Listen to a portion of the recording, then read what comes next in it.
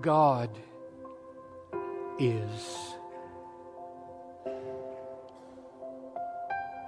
Or to say it with our text, God is who He is.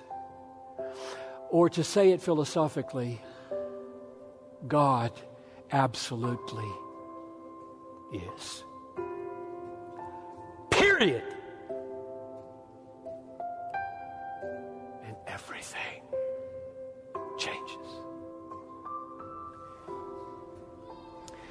One of the billions of facts, of all the billions and billions of facts that there are, this fact, God is the most basic and the most ultimate. All other facts rest here. All other facts go there. There is nothing underneath the fact God is, holding it up, nothing above the fact God is, to which all is tending. This is the most basic, most ultimate fact that is. God is.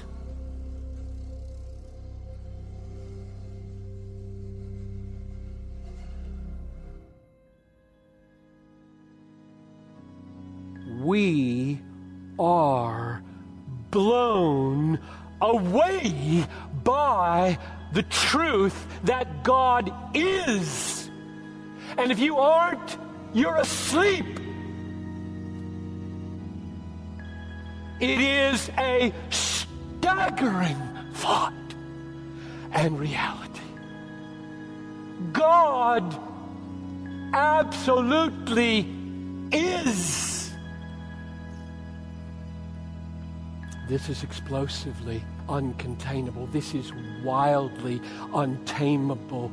This is electrically future creating.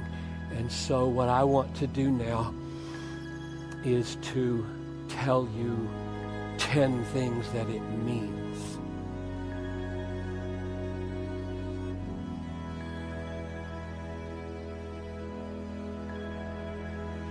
God's absolute being means He never had a beginning.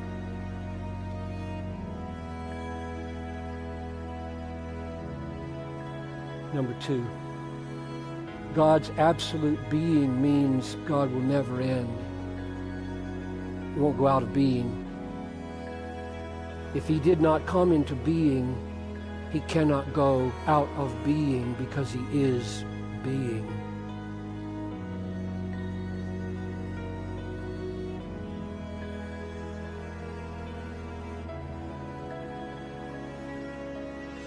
Number 3, God's absolute being means God is absolute reality. There is no reality before God.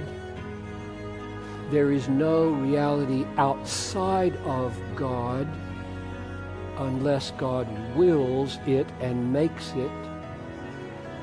He is not one of many realities before He creates. He is simply there, and He is absolutely there. He is all that was, eternally. There was no space. There was no universe. There was no emptiness. There was only God. And that's all that ever was, eternally.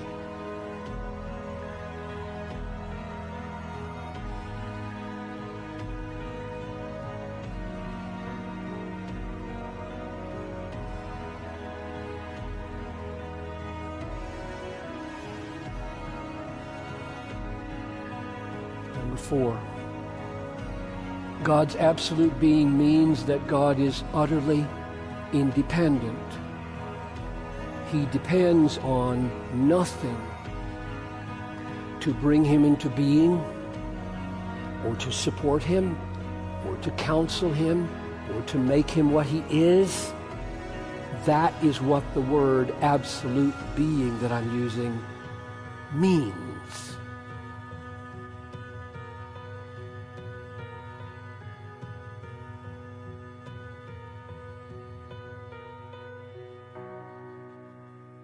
Number 5, God's absolute being means, rather, that everything that is not God depends totally on God. All that is not God is secondary, dependent. The entire universe, let it be said clearly and matter-of-factly, the entire universe is secondary.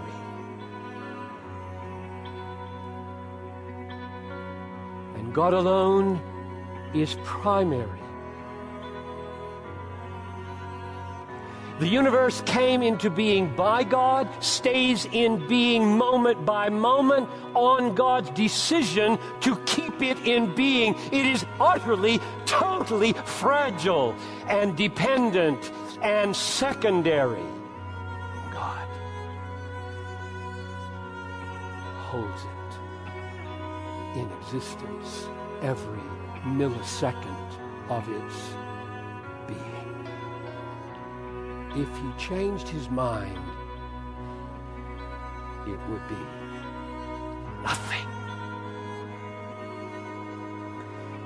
6, God's absolute being means all the universe is, by comparison to God, as nothing.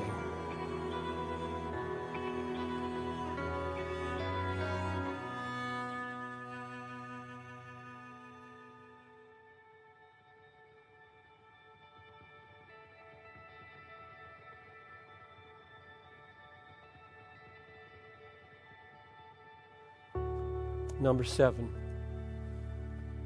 God's absolute being means that God is constant. He is the same yesterday, today, and forever. He cannot be improved. He is not becoming anything. He is who he is. There is no development in God. There is no progress in God. Absolute perfection cannot be improved. Number 8, God's absolute being means that he is the absolute standard of truth and goodness and beauty.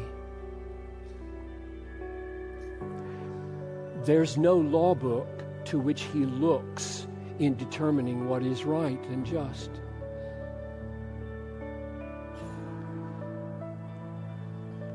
There is no almanac to establish the facts for God. There is no guild to determine what is excellent or beautiful in art, music, creation. He himself is the standard of what is right, what is true, and what is beautiful.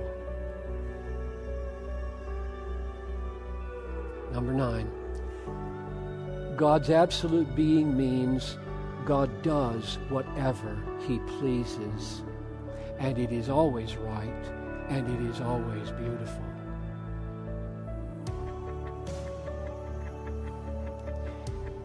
There are no constraints on him from outside that could hinder him from doing what he pleases.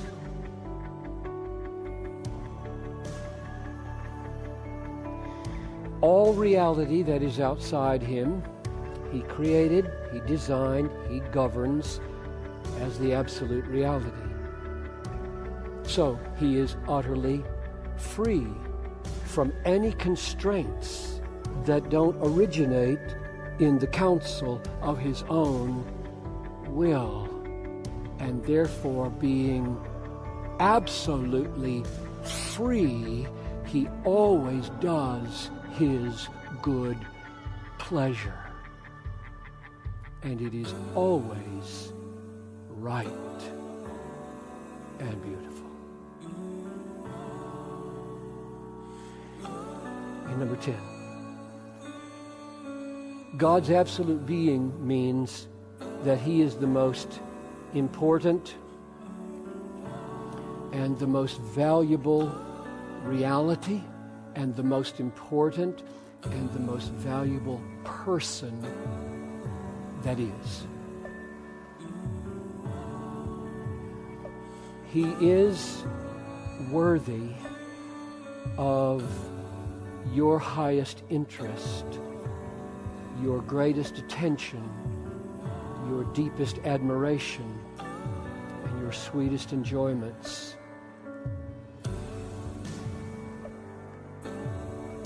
Including being superior in all those ways to the whole universe. That is what we believe. God is.